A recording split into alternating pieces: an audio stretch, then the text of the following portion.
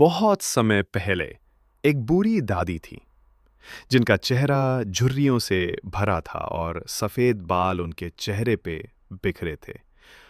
उनका कद छोटा, शरीर थोड़ा झुका हुआ था, लेकिन सफ़ेद कपड़े और माला उनके हाथ में एक शांत और आध्यात्मिक छवि बनाते थे। वे लेखक के अनुसार उन 20 वर्षों से बिल्कुल अपरिवर्तित लगती थीं, जैसे कोई ठंडी बर्फीली पहाड़ी, शांत लेकिन स्थिर। जब लेखक बालक थे, तब उनके माता-पिता शहर चले गए थे और वे गांव में अपनी दादी के साथ रहे। प्रत्येक सुबह दादी उन्हें हल्के गुनगुनाहट में जगातीं, नहलातीं, स्लेट चाक की तैयारी कर स्कूल भेज देतीं। स्कूल मंदिर के पास था। लेखक क्लास में पढ़ता, जबकि दादी मंदिर में बैठकर धर्म ग्रंथ पढ़तीं। शाम को वे दोनों बासी चपाती लेकर गांव के कुत्तों को खिलाते। मासूमियत और अपनापन की ऐसी फुर्तीली तस्वीर। बाद में जब वे शहर आ गए और अंग्रेजी माध्यम के स्कूल में दाखिला लिया, तो जीवन बदल गया। दादी अब उन्हें स्कूल तक नहीं भेजती थी, वहां कोई कुत्ता नहीं था।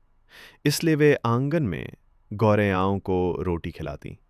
उन्हें उस नए पाठ्यक्रम, विज्ञान, अंग्रेजी, संगीत में ईश्वर का नाम नहीं सुनाई देता था, और संगीत तो उनकी समझ के अनुसार भिखारियों और वेश्याओं की भाषा थी। धीरे धीरे दूरी बढ़ी। लेखक जब विश्वविद्यालय गया, अलग कमरा रहने लगा, तो दादी का जीवन और भी शांत हो गया। चरखे की सुई, माला और प्रातः प्रार्थना ही उनका संसार बन गया। लेकिन दोपहर में जब वे गौरैयाओं को रोटी खिलाती, तो ये उनका दिन का सबसे प्रसन्न क्षण था। पक्षी उनके पैरों, कंधों, सिर पर आकर बैठते। फिर लेखक विदेश चला गया। स्टेशन पर दादी खामोशी से आईं, माथे पर चूम कर प्रार्थना करते रहीं। लेखक ने महसूस किया कि ये शायद उनका अंतिम बिछोह है। 5 साल बाद जब वे लौटा, दादी वहीं थीं, चाहे कुछ भी बीता हो, शांति में। शाम को उन्होंने रंग बदल दिए, माला गिर गई। प्रार्थना भूलकर उन्होंने पड़ोस की महिलाओं के साथ ड्रम पीटा और जश्न मनाया। शायद पोते की वापसी का उनका दिल से स्वागत था।